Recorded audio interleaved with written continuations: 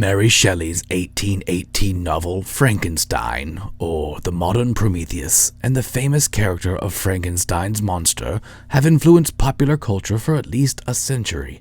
The work has inspired numerous films, television programs, video games, and derivative works. The character of the monster remains one of the most recognized icons in horror fiction. The first film adaptation of the tale, Frankenstein, was made by Edison Studios in 1910. Written and directed by J. Searle Dawley, with Augustus Phillips as Frankenstein, Mary Fuerte as Elizabeth, and Charles Ogle as the monster. The brief 16-minute story has Frankenstein chemically create his creature in a vat. The monster haunts the scientist until Frankenstein's wedding night, when true love causes the creature to vanish. For many years, this film was believed lost. A collector announced in 1980 that he had acquired a print in the 1950s and had been unaware of its rarity.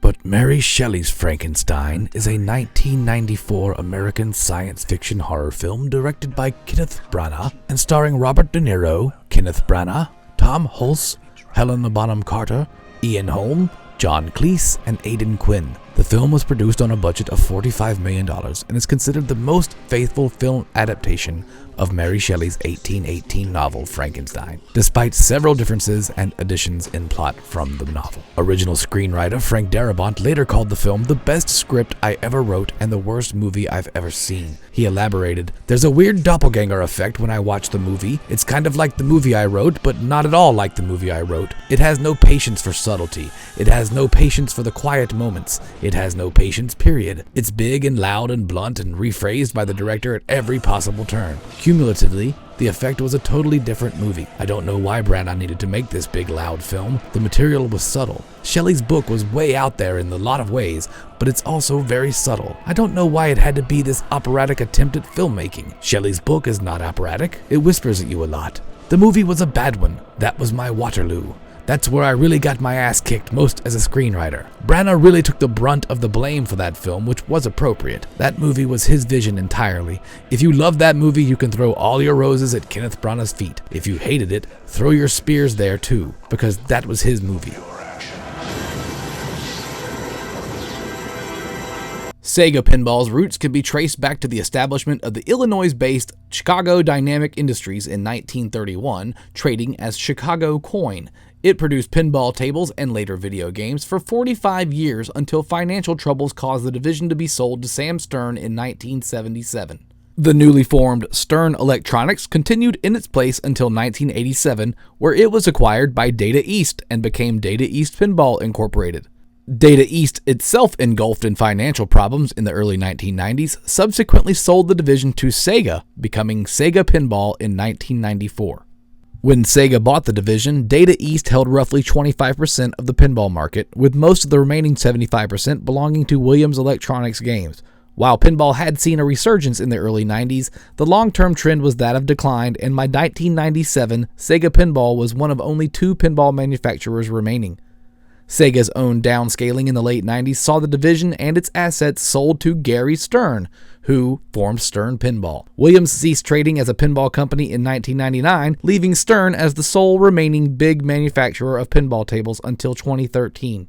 Most of the machines Sega released in the 90s were based on film franchises, and that's what brings us to 1995's Mary Shelley's Frankenstein Pinball. Designed by John Borg with software from John Carpenter, Neil Falconer, and Oren Day, the artwork was Paul Ferris, who also did The Phantom of the Opera. Animation by Jack Lydon and Kurt Anderson. 3,000 or so produced. It's a 4-player game with 3 flippers, 1 ramp, a 6-ball multi-ball, a nice big dot matrix display, and toys galore on the playfield. There's a giant Frankenstein mech that looks like De Niro throwing pinballs at you. He actually puts them in his hand and tosses them back onto the field. The outlanes are small on the outside, so there's not a whole lot of outlane action. There's not a whole lot of easy down the middle drains. You can nudge the table pretty well. It plays fast. There's not a whole lot of flow to the game, but there's also not a lot of stop and go. It's a nice mixture of both play styles. I really like the back glass. Some people don't like the artwork. They think it's a little muddy and cramped. I personally find it intriguing, and you always find new things to look at all the time. The outside of the body of the game is designed like the tank that the Frankenstein's in the film when he's first being born. It looks amazing. It looks like an old steampunk trunk.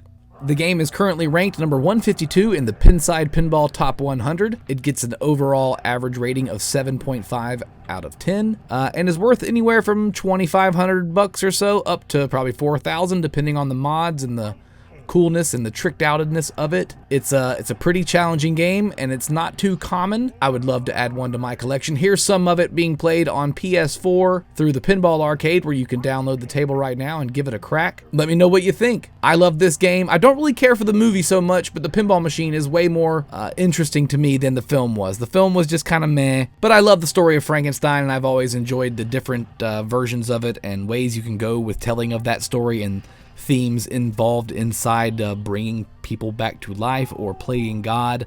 I love sci-fi stuff that revolves around that aspect of mad scientist stuff, so it appeals to me. The other thing that appeals to me is that you can pick your music in the game. You can go with the standard movie soundtrack or Edgar Winter's Frankenstein. Check it out.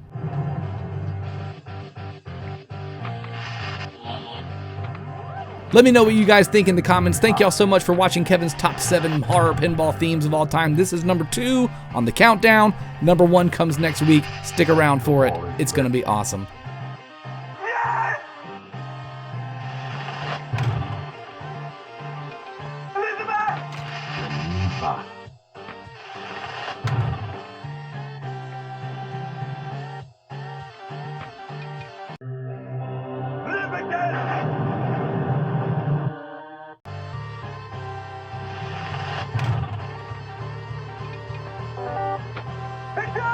Who am I? It's alive. Who am I? Alive! Ice cave.